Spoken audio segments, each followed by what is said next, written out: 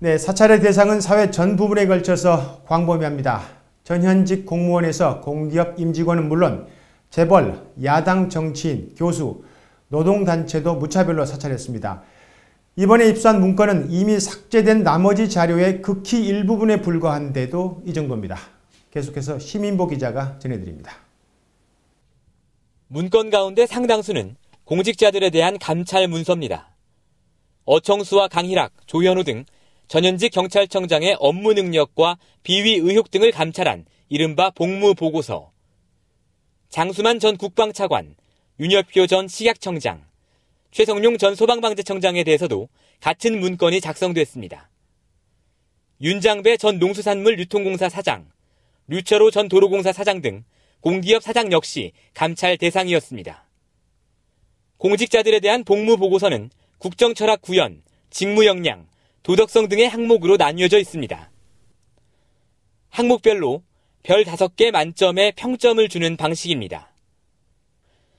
강일학 전 청장의 경우 국정철학 부문에서 별 4개 반의 높은 점수를 받았고 도덕성 부문에서 별 5개, 만점을 받았습니다.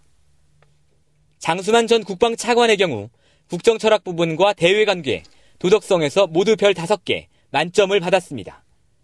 그러나 이 두 사람은 모두 건설 현장 식당 비리에 연루돼 형사처벌까지 받았습니다. 이 같은 사찰 보고서는 실제 인사에서도 영향력을 발휘한 것으로 보입니다. 독불장군형이고 국정원과 불협화음을 빚었다며 부정적인 평가를 받은 이상희 전 국방장관의 경우 보고서 작성 5개월 뒤에 경질됐습니다. 장 차관급뿐 아니라 중간 간부에 대한 사찰도 광범위하게 이루어졌습니다. 지방경찰 총경급 100여 명에 대한 인사 파일이 있는가 하면 정부의 비판적인 글을 쓴 경찰대 교수에 관한 사찰 보고서도 나왔습니다. 경찰 내부망에 비판적인 글을 올린 하위직 경찰들에 대한 동향 파악도 이루어졌습니다. 전현직 일선 경찰들의 모임인 무궁화클럽에 대한 사찰 문건은 150건이나 발견됐습니다. 민주통합당 김유정 의원의 이름도 등장하고 홍영기 전 서울경찰청장 등 민주당에 입당한 전직 경찰 고위 간부의 동향도 보고되는 등 야당에 대한 사찰도 이루어진 정황이 드러났습니다.